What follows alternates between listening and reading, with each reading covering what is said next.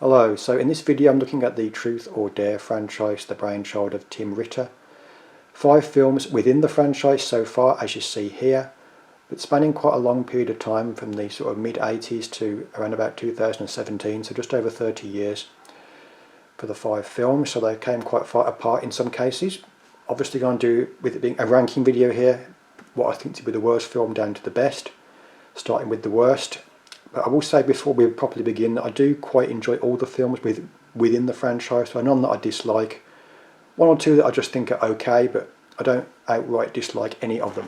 So quite a decent franchise on the whole in my view. So starting with what I think is the worst then, and I'm going to go with the 3rd entry in the franchise, Truth or Dare 3, Screaming for Sanity, or just Screaming for Sanity. This was released in around about 1997, 1998, I believe. And this one is about someone taking up the infamous copper mask to strike down people making a profit out of the whole Mike Strawber business. So that's basically someone that is selling merchandise to a website, for example, someone who's writing a book on Strawber. People like that getting punished by someone wearing the copper mask.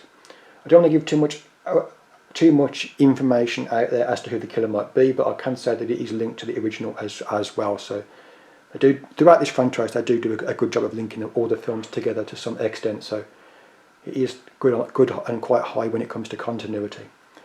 I did still quite like this one. I thought it was okay, but it did seem a little bit overcomplicated in terms of the plot for me. And it's probably the hardest film in the series to follow story-wise, at least in my opinion. It was a bit confused initially as to who one of the main players was, the guy in therapy. But it is cleared up as things go on. It does become clear. But initially I was a bit confused as to who he was, so it left me a little bit wondering what was going on in the early stages. That's the back of the Blu-ray, incidentally. Quite a number of extras on here as well. This is the SRS Cinema release. Okay then, so my next one, this might come as a surprise, is the actual original from 1986-1985, Truth or Dare, A Critical Madness. Excuse this cover here, this is a British version of the film, and we're probably not the cover art that you're used to seeing, but I just found this one cheap, so I just thought I'd buy this version, as opposed to the one with the black cover and the razor blade and what have you. Yeah, maybe a bit of a surprise for some to see this so sort of low in the ranking. Probably a lot of fans probably have this as their favourite, but for me I should say that I came to all of these films really late. I just watched them all for the first time in the last sort of 6 weeks or so, so because of that I didn't have any sort of nostalgic attachment to this one that other fans might have, so keep that in mind. But yeah, this is the one that starts it all, about a man that snaps after catching his wife having an affair with another man. And his mental state then starts to unravel as the film goes on. He starts suffering from these weird delusions, and he starts sort of suffering from this compulsion to murder his ex-wife. And it's kind of mixed in with the Truth or Dare game that he used to play as a kid that had left him a bit unbalanced to begin with. The reason this is so low in my ranking is that initially I kind of struggled to get into it though. I thought it was very surreal, very bizarre, and I found it a little bit hard to get into. I did enjoy it more as it went on. I thought the guy playing Mike Strawber was really good. He was very cheesy, but kind of a bit of a hoot. Very loopy, kind of deranged character, and he did a good job of making it fun. But I did struggle to get into it in the early stages, like I say. And there was one weird scene I thought was a bit strangely shot with a car explosion. I didn't really know what was going on. I was a bit confused as to who was kind of on the end of that, who was getting killed, that kind of thing. So I didn't really like that scene very much. Anyway, that's a weird British release of Truth or Dare with some bizarre cover art that you perhaps wouldn't be familiar with. So next one then that I've got is Wiki Games. This is the 2nd entry from around about 1994. This has got a very similar story to the original here, with a man who turns out to be the cousin of Mike Strawber from the original, walking in on his girlfriend in a kind of an amorous embrace with a man that is not him, obviously some other man. Kind of very similar premise to start things off with as the first one. Distraught, this guy moves in with a friend who is incidentally Joel D. Wingcoop, I think his name is, the actor's name. He was a series regular. He's from the original film. And a series of murders then begin involving a copper masked individual that the police believe to be wearing this copper mask from the original film.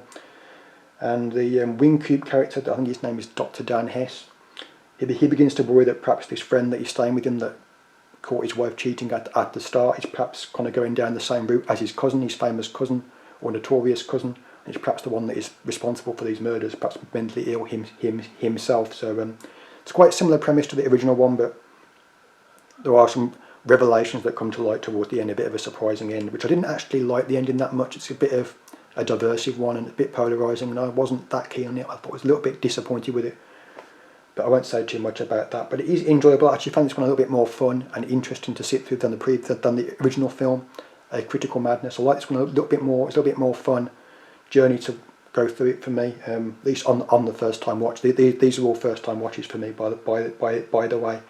And the mask here looks a little bit better. It's more like a metallic look to it, whereas in the original film it was billed as a copper mask, but it was really more like a black leathery kind of, so not black, brown, I should say, like a brown leather. But here it is actually sort of like it's made out of copper, got a bit more of a budget behind it perhaps, and the mask has definitely benefited from that.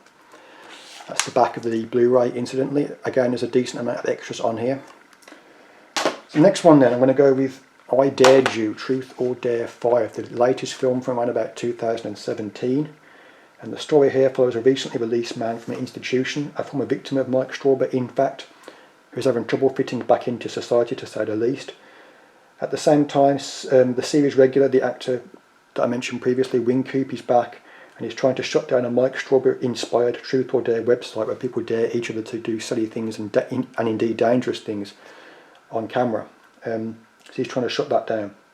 The two characters' paths soon cross, and Wingcoop then finds himself, or Dr. Hess, I think his actual name is in this film, finds himself having to play or perform a series of strange dares in order to save his wife, who's been taken captive, I should say, by this deranged character that's just come out of the mental institution, the former victim of Mike Strawber. I'm probably not explaining it very well. It all sounds a bit confusing, but it all makes sense if you watch the film.